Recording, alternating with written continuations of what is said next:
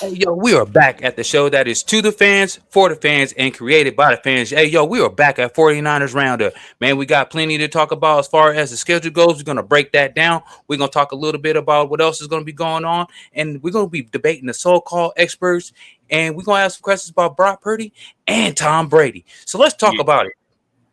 Let's talk about it, man. Let's round up. Mm-hmm. Let's go. Damn, bitch ass boy, you a fan. Damn, fuck a hood, catch you for a gram. Damn, pussy nigga, do you know who I am? Damn, bitch ass boy, you a fan. Damn, fuck a hood, catch you for a gram. Damn, pussy nigga, do you know who I am? Damn. Hey, yo, welcome back to 49ers Roundup, Uncensored Takes from the Faithful. We are your host, CG Ruthless. I am D's Rants. We are going to get down and let's talk about this NFL schedule that is going to be going brown. That it looks beautiful, brutal with all this 38,000 miles of travel. So let's get right into it. Yeah, we are on a history pace like in NFL history. 38,000 miles, bro. That's the most. Like in NFL history, it's unheard of. I think the previous record was 1,000 miles less, if I'm mistaken. But the crazy stat is the Bengals, the last three seasons, were in combined of 38,000 miles, right? So that's gotta be, dude, that's insane. Yeah, definitely insane, man.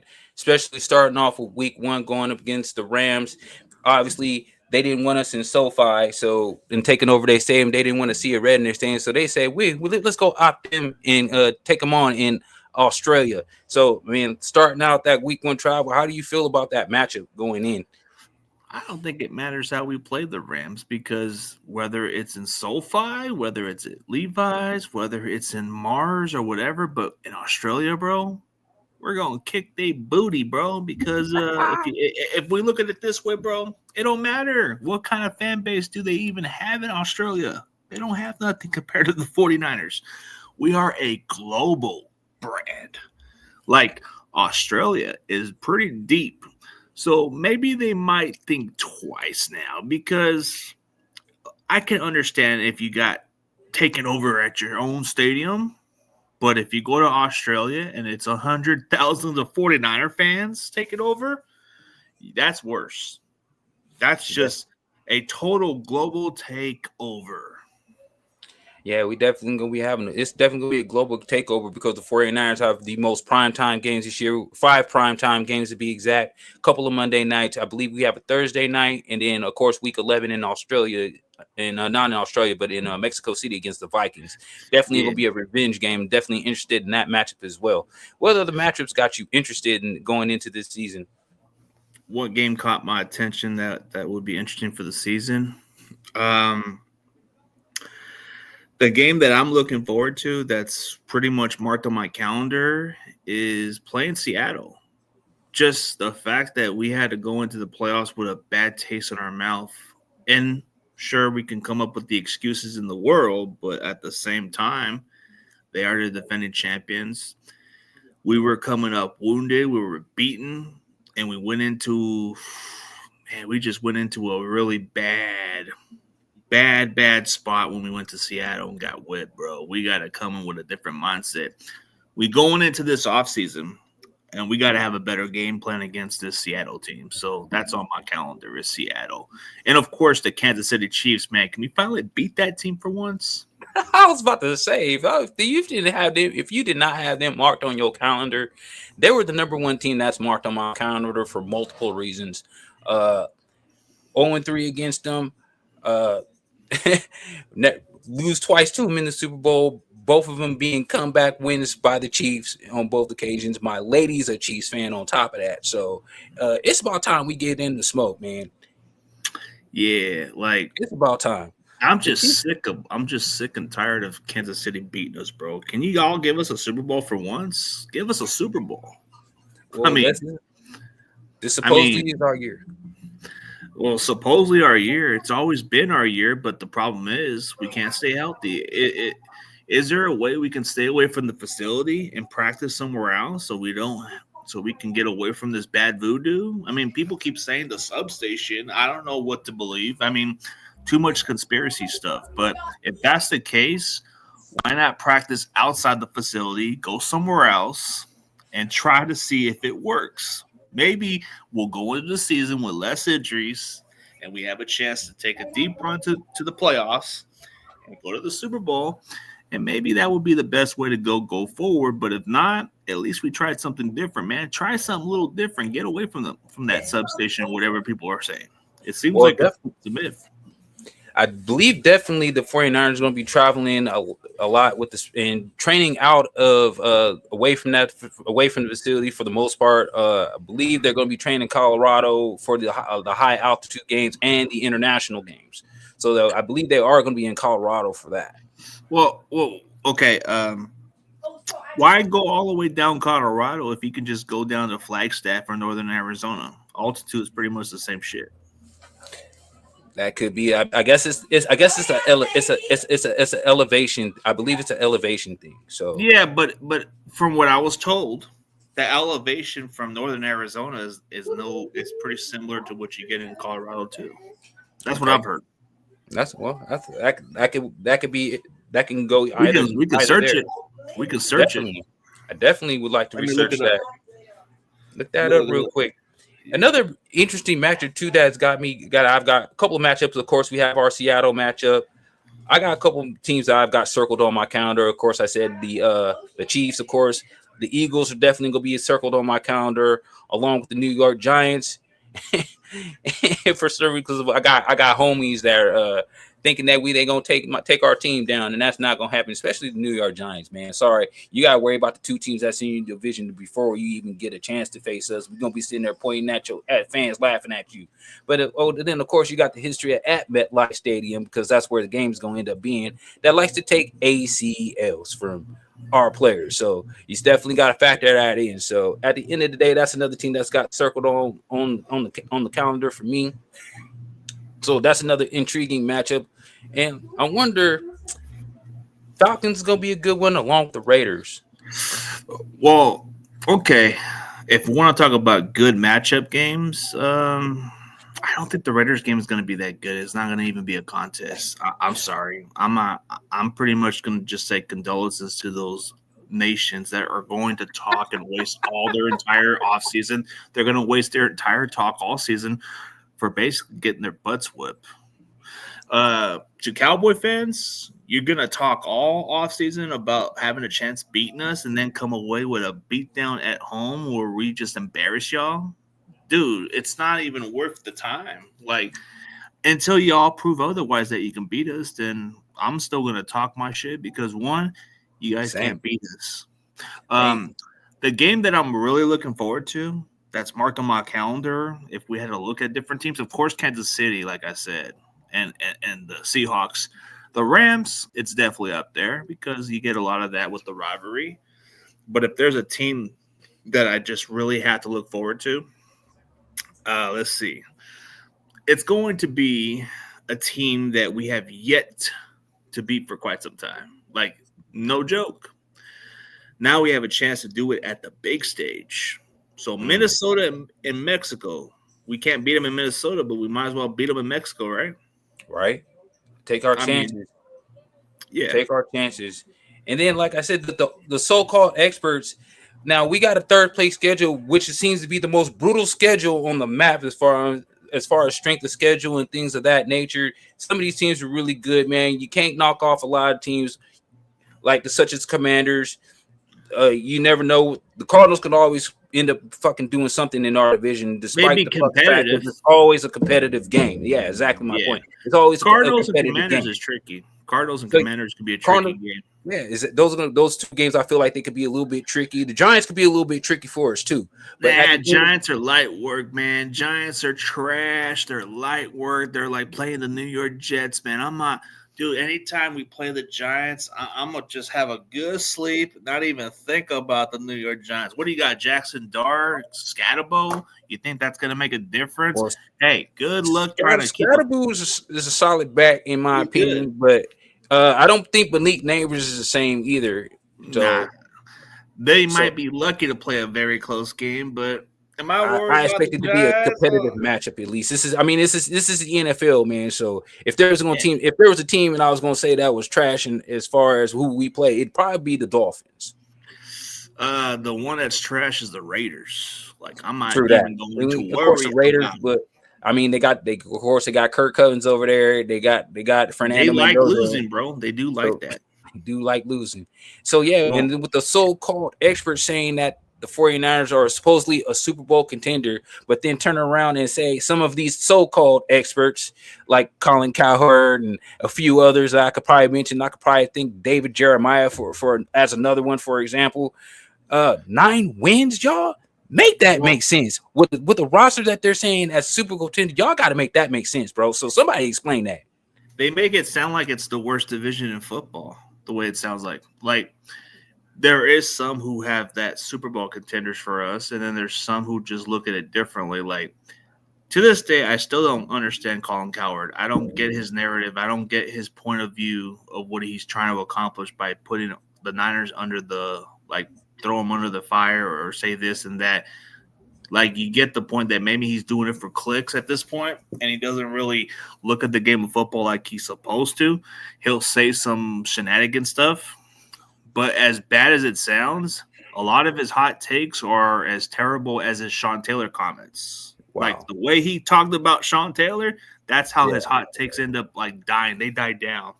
Like they died down like spoiled milk or all that, bro, because he doesn't stick around.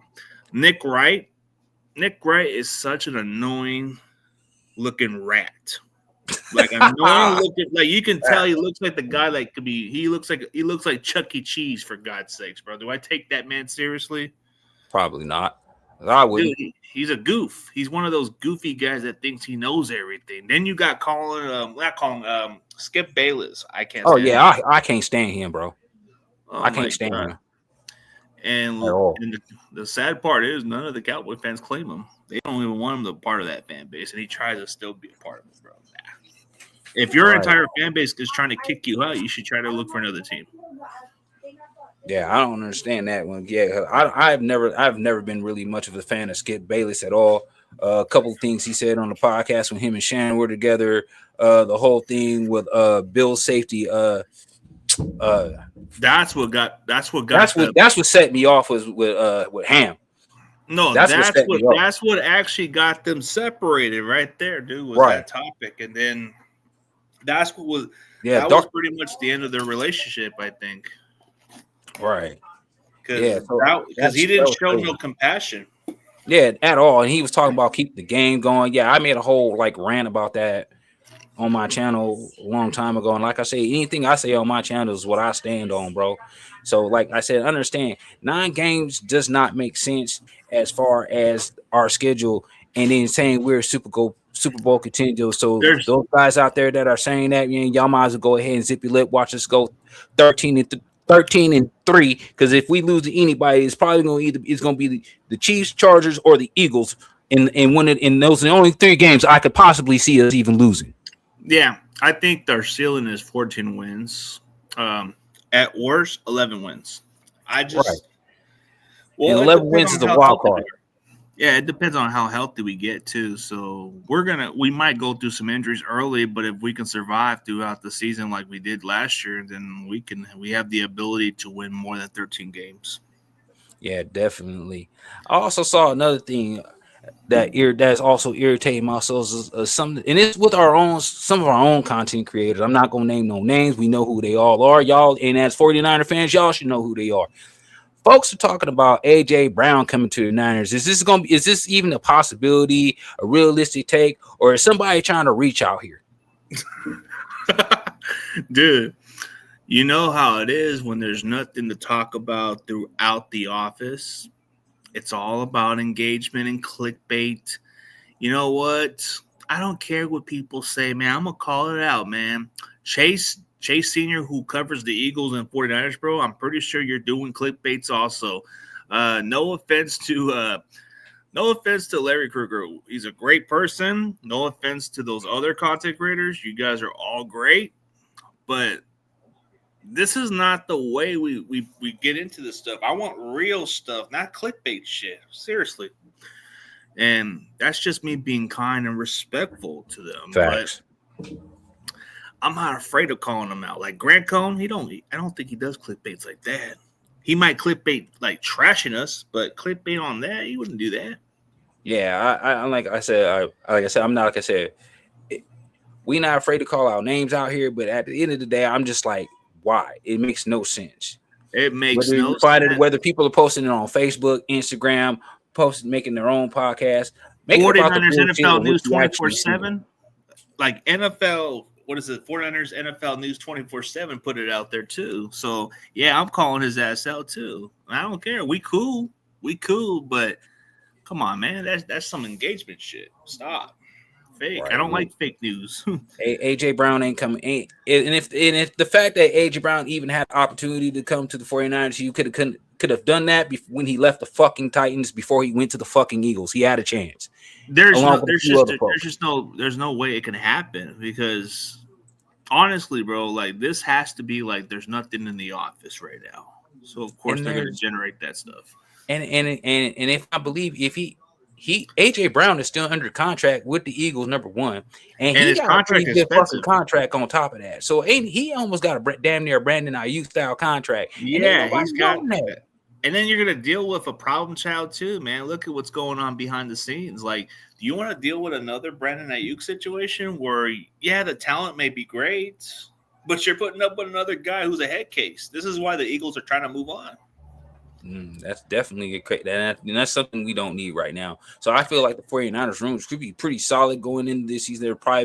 There's probably a name or two that we probably still could snatch up. Joey Bosa definitely still should be one of them. But at the end of the day, we're still waiting for that move to happen. Well, and I would say that's a more likely move before AJ Brown. Realistic.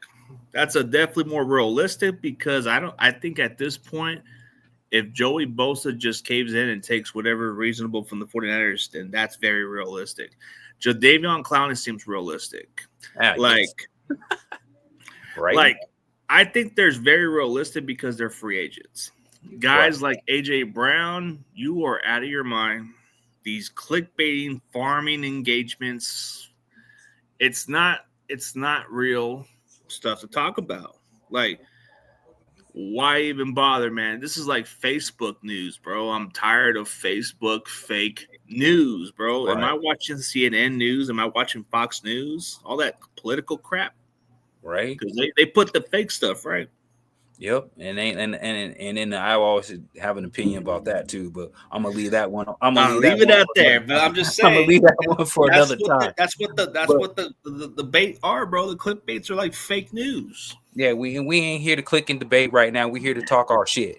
And with that being said, 9 wins doesn't make sense for the 49ers when no, it don't. It don't make sense for the 49ers for 9 wins when it takes you more than 9 wins to get you into the playoffs. Remember that.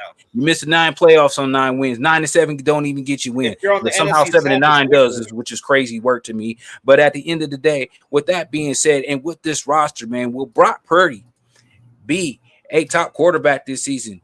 With this offensive lineup and with this brutal schedule, number one, I'm gonna say motherfucking fuck yeah. Number one, that's fuck yeah. You know why? Because this is my opinion. I'm gonna stand on it, and I posted this on my podcast on IMD's Rants, man. I'll even have to put the link description, or you can go find it. I one time said a couple of years ago that Brock Purdy was the 3rd best quarterback in the NFL, and I said this for a number of reasons, and I'm gonna go into it right now.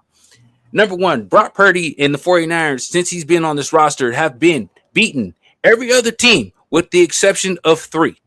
The Baltimore Ravens, the Kansas City Chiefs, and the last one is off the top of my head. And they just kind of went straight up to a brain fart. Yeah, the Buffalo Bills. Well, it's kind of until those 3 teams. Brock Purdy, in my opinion, is the 3rd best quarterback in the league, and that's all I'm done. I'm standing on that. I'm standing on business. I don't give a fuck what your quarterback did, how recently you won the Super Bowl.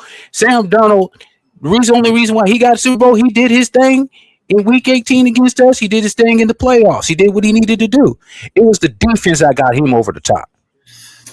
And the running game. and the running game, which he ain't gonna have going into this season.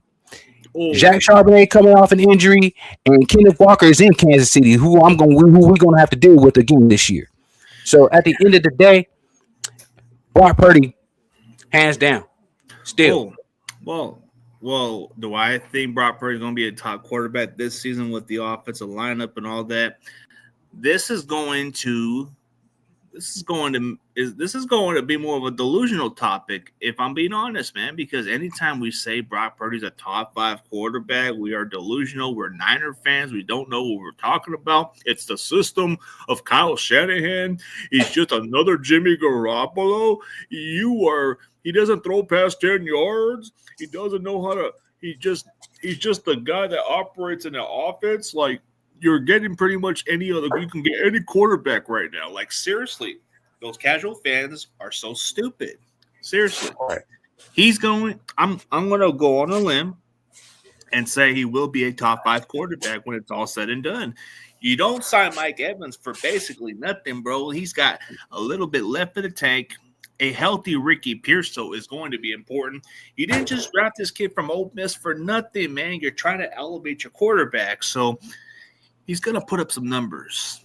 And for those people who keep saying we need to replace Brock and you're a Niners fan, please, for the love of God, go look for another team because you're not really showing the true support of the team. It's one thing to constantly bash the team, but, man, you're not even giving Brock a chance to prove himself, bro. He's a part of this team, and he's not going anywhere anytime soon. Facts. Get behind the kid. Get behind him, or just look for another team because he ain't going nowhere. Facts. Because he ain't going nowhere. Quarterback. The most important position that you got to get behind is the quarterback. And he's the one you need to get behind. Yeah, if you're not behind the quarterback, then you're not behind the team, period. Facts. I mean, and there ain't no other way about it. Other positions you can bash and trash, but the quarterback is the one position you got to get behind. Got to get behind him because I mean he's the most important player on the field. He touches the ball. He knows all these times, and he has to know everybody else's times along with the defense. And if the coach wants to switch it up every time, he's got to know that too. So at the end of the day, man, I feel like Brock Purdy's gonna be that dude this year. I think he definitely has the opportunity to do that with this roster and this schedule. And at this point, he's got every quarterback on this roster outside of Josh Allen right now.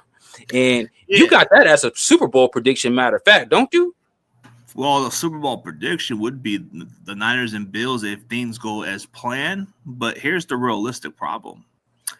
Bills can't even get past the playoffs. So it's kind of hard to predict it. So it's a dream. Like, you're right. That's what I want to see. But is that going to actually happen? Niners have a better chance at making a Super Bowl appearance than the Bills. True that. Keep it a buck. What I really want to see, and this might make me sound selfish and greedy, I want to see a Niners and Steelers Super Bowl just so we could beat Aaron Rodgers at the biggest stage, even in the playoffs over the years, but beat him in the Super Bowl where he retires. We go into SoFi and beat the brakes out of the Steelers, and Aaron Rodgers goes at the bottom of the sunset as a loser. And everybody to this day will say that we regret not drafting Aaron Rodgers. That will answer your question right there. Right? Definitely. That does sound pretty nice. That would be my dream, Super Bowl. I don't know if the Steelers have the ability. We'll see. But like I said, top dogs in the AFC, we already know who they are. Now the NFC chase is kind of getting wide open. And it's always been wide open for the last couple of years. NFC West is kind of like a mix because you got potential Super Bowl contenders. You got the Seahawks, Rams, and Niners. They have the ability to go to the Super Bowl, so it's tough. Then you got Philadelphia. Yep. And it's trick. I think after the Eagles, it's just decent, like different tiers. Like Tampa Bay is already fallen off. Carolina's a sleeper. Green Bay, I don't know. They're not like what they used to be. The Bears are okay, but the rest of them are just in a different tier. Yeah, it's always a toss up right after the Eagles because we already know it's 49ers, Seahawks, Eagles, top teams in the Like NFC, Rams too. and the Rams, of course. And so obviously it's a toss up after that. After Yeah, those, it is. after those, it's a toss up. It's anybody's ball game. Any team who wins the NFC South division, they're in the bottom tier of being one of those teams that got in because of their division sucks. Right. And 9 times out of 10, I have a feeling it might be Minnesota coming out of that division this year. Minnesota, yeah, with Kyler Murray and with the receiving core, depends on what goes on. It's possible. It's possible, but that would be the path. But like you said, Niners and Bills would be my Super Bowl dream prediction, but I don't think it's going to happen. It just sounds greedy and selfish for me to want the Niners to play Aaron Rodgers for the last time in the Super Bowl just to answer that question. Do we regret not drafting him? And that would answer your question. True. My pathway, Eagles, Seahawks, Chiefs. Whoop everybody ass. Everybody else shuts the fuck up. The redemption, okay. The redemption. We need to stick it to it's at the end of the day. We need to stick it to the Chiefs, bro. We'll Super stick Bowl, the Chiefs. We got it. We got to stick it to Kansas City one way or another, bro. And we definitely gonna try to do that come December 13th. So definitely, I'm looking forward to that matchup. And then coming on this, and then I saw your post and your reaction to this too, and I definitely want to address the same thing. Tom Brady, okay, and his state of the league, and why that it's actually his motherfucking fault that the state of the NFL is the way the fuck it is right now.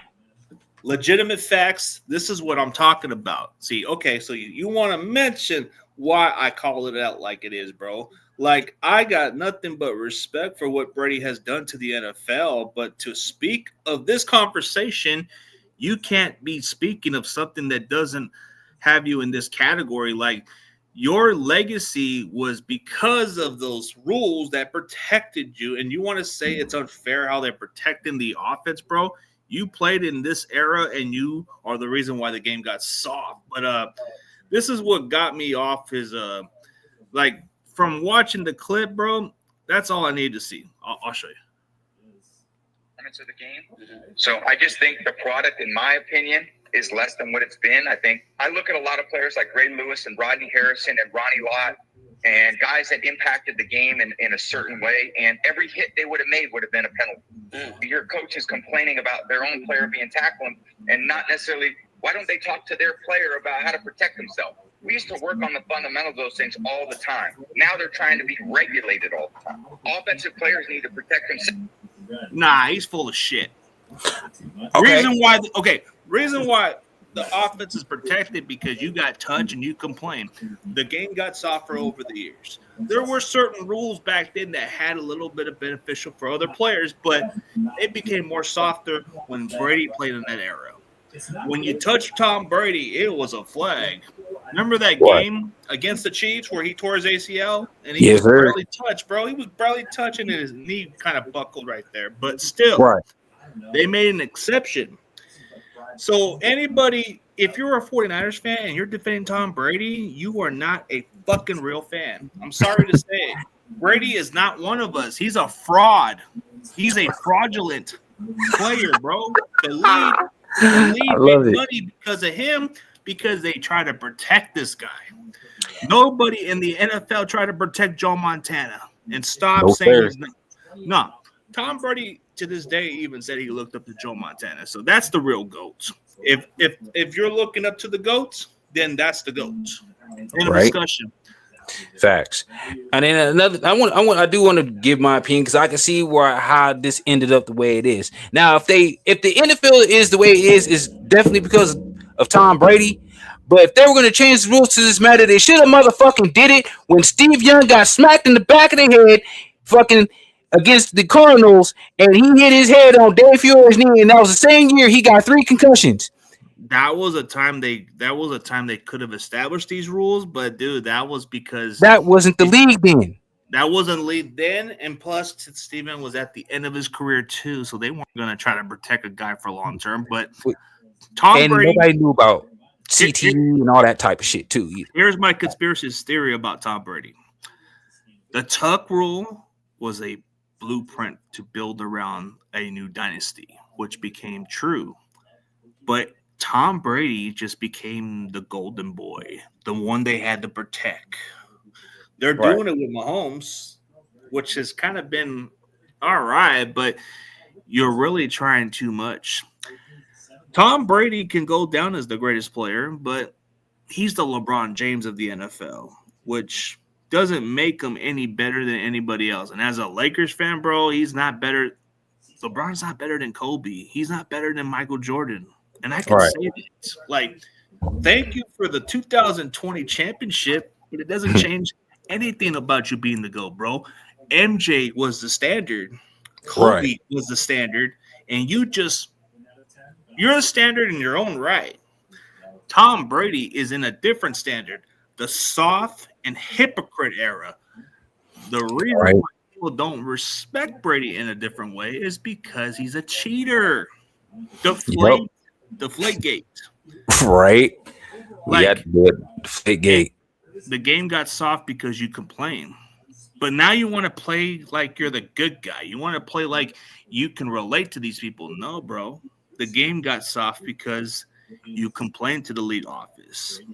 Mm-hmm. And do you really think you're gonna turn around a Raiders organization, bro? Nah, you're not cut up for this shit. You're a good football player. There's a different lane.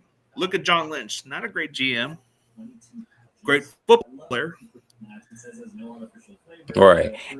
But the thing is, with the league, the way it's shaped now, it does make it hard for motherfuckers to play defense.